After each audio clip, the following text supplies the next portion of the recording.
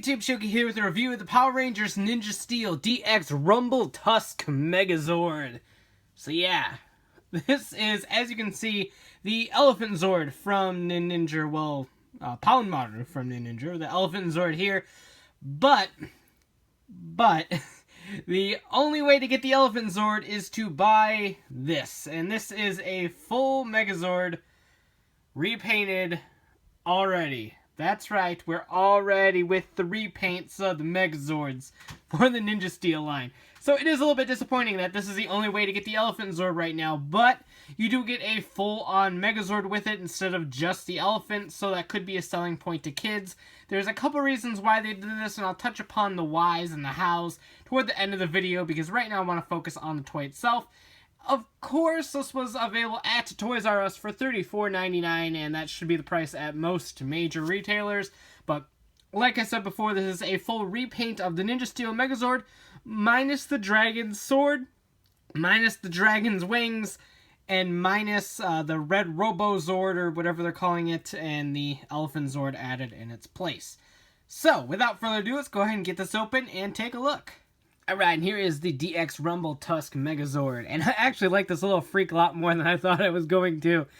I don't really favor the practice that they're doing by making all of the individual components that you would normally buy in the line, in this case the Elephant Zord, into full-on repainted Megazords. Not a huge fan of that. I would have really appreciated if they could do a little bit of remolding, like make the dragon like a lizard or something, and the dog into like maybe a cat or a leopard or a wolf or something like that. But given the way that these look, there's not a whole lot of remolding you can do for some of these. I think the dump truck is always going to be a dump truck, so to speak. So I understand why they really didn't go into remolding, plus it was a lot cheaper just to repaint. But overall, I actually dig the look of this thing. The colors gel really good together, and it makes the elephant stand out, being in a sea of a very dull green. And so it kind of works, and I kind of like it a lot more than I thought I was going to. I've been playing with this guy quite a bit since I took him out of the package. So he is really cool. He's got these two axe weapons. Functionality and feature-wise, it is the same as the DX Ninja Steel Megazord. Unfortunately, the hips down here are a little bit weaker in my Rumble Tusk than they are in my Ninja Steel Megazord. So he always has a tendency to slouch, I think because of the helmet of the elephant being a little bit heavier than the Red Robo Zord, so he's always going to slouch forward a smidge, so that's a little bit of a bummer. So you can't ever see his adorable little face here with his big, majestic Viking beard. But I dig it. I dig what it is. It is definitely a weird color combination, but I like it.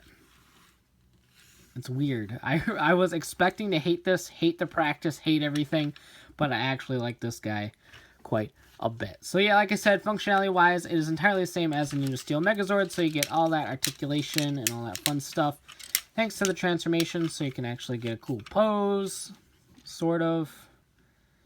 He gets top heavy and back heavy a lot, so posing is actually a little bit hard, but thanks to the mechanics of these guys, they do have quite a bit more articulation than most Megazords do, so really cool. And that is really about it for the combined mode, to separate into their individual modes.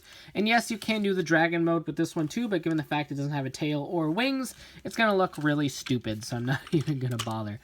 But to go ahead and get them into their individual modes, take this off, take him out of here. And unfortunately, I'll touch upon it a little bit later, he can't actually grip the little handles because his little hands don't have any holes in them at all. So that's a little bit unfortunate, but you can tuck them behind the ears and it doesn't really look that weird.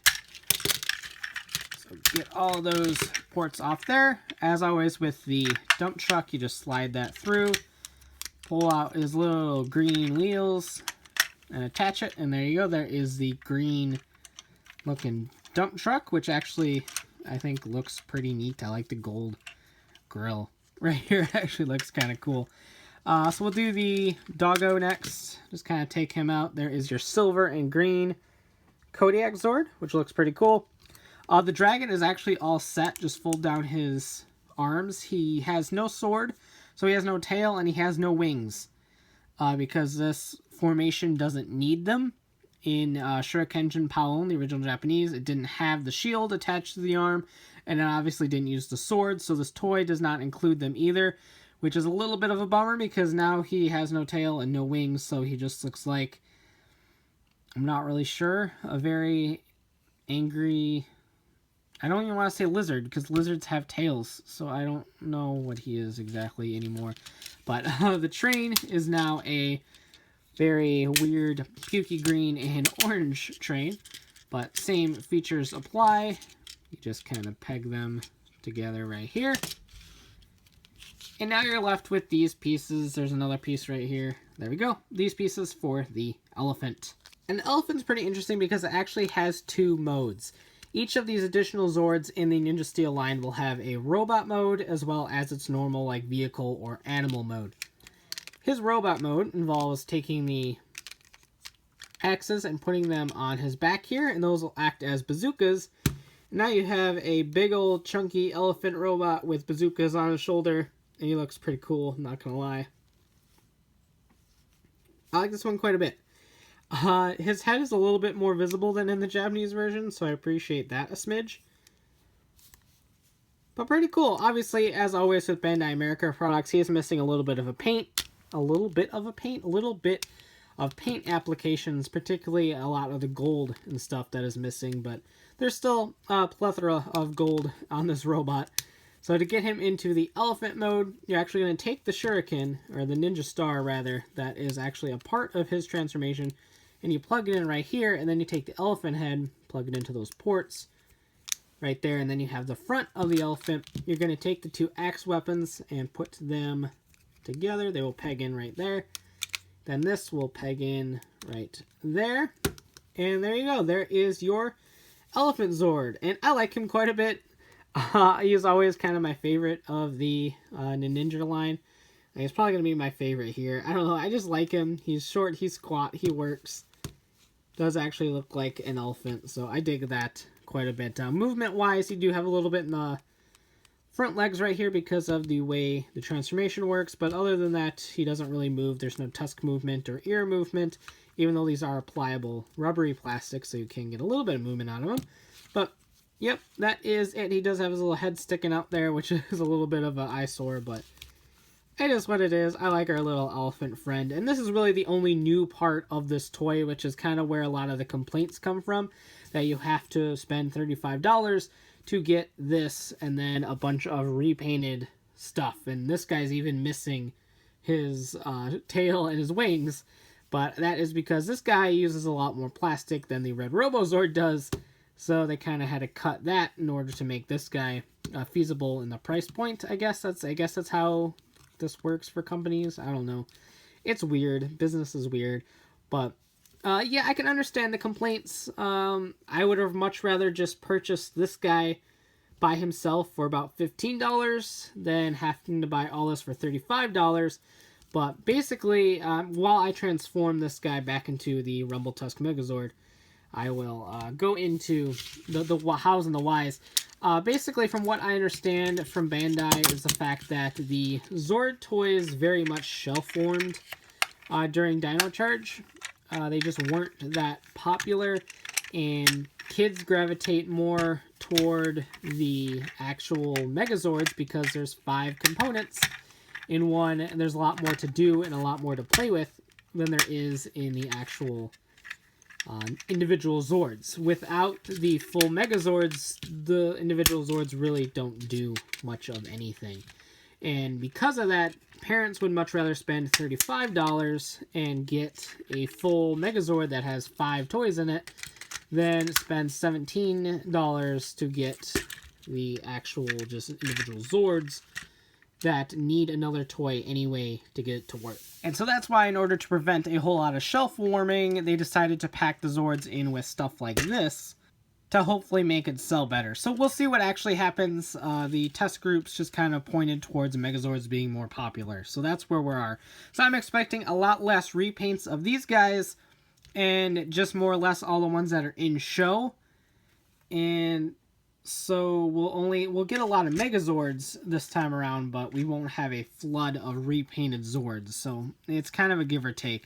depending on how you want to look at it. But I understand the complaints. I support the complaints, but I also understand standard practices in terms of marketing and stuff like that. If this is what the parents want, if this is what the parents wanted, then that is obviously what they're going to do, because the parents and the kids are obviously the target market, not us. So this guy, of course, does have functionality with the Ninja Steel Megazord, hence why he is here. So to get the one that will actually appear in the show, so unless they go ahead and digitally repaint him to look like this mess, I don't think it's going to be that way. So to get the one that is in the show, you go ahead and take the sword out and the shield out. Like I said, we don't need those. You're going to go ahead and take the yellow Zord and stick it in that back port, which will temporarily make it very heavy. Take the little Ninja Star helmet, put that aside, pull out the Red Robo Zord, fold him into the arm mode, just like that, and stick him right over there. That's a tight port. There we go, just like that. And take apart your Elephant Zord. Get his little head out. Stick the elephant head right in there. Get him in a sitting position. And kind of fold these back. Like I said, he's not going to be able to grab them, so it doesn't really matter. Line everything up. Get him into place. Kind of tuck those behind the ears so it kind of looks like he's using them. Same thing as always, just stick this into the top ports right there. Just like so. Take these off. These will now be held by these.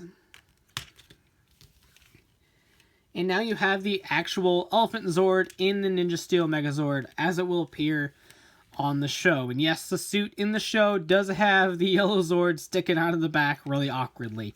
I always thought that was a really interesting touch. But so there we go. So like I said, it does have functionality with the Ninja Steel Megazord. So if kids or collectors have both of these, they can go ahead and make the one that will actually be in the show. Or they can keep the repaint so they can have both on the field at the same time, which I think is actually kind of cool. Because honestly, one of the disappointing things about collecting these Auxiliary Zords that function like this is the fact that you can't actually have the actual Megazord modes displayed all the time, because you can only have one in here at a singular time. So unless you bought a bunch of Shurikenjin, you can't display all of them. And this kind of remedies that, because obviously it's going to be a repainted version of it, but it does have an actual body to use, so you have that mode in the show. I forgot to fold the wheels back. I pulled a Dawson.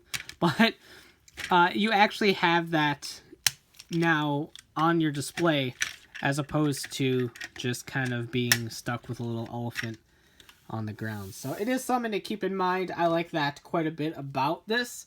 Just the fact that by the end of this line, you're going to have all of the Megazord modes on your display, if you have that kind of room, is really neat. So all in all, I actually like this. Again, I'm not a huge fan of the money that you have to put into getting the individual Zords, but it's something that I can understand given parents' mindset in terms of purchases. $35 for 5 Zords is a lot better than $17 for 1 Zord.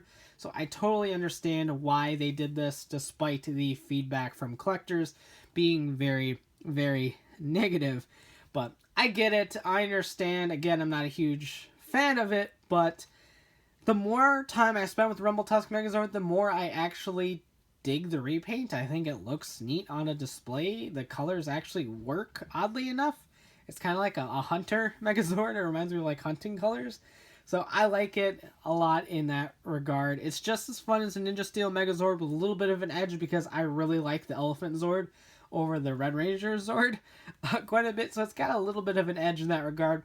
And having Megazords that have a cohesive color scheme is always a little itch that I always have that's fulfilled with stuff like this. So I dig that a lot too. It's very easy on the eyes. So that about does it for this review. Please like, comment, subscribe, and hit that bell so you never miss a cool video like this one. And as always, thanks for watching, take care, and have a great one. Bye.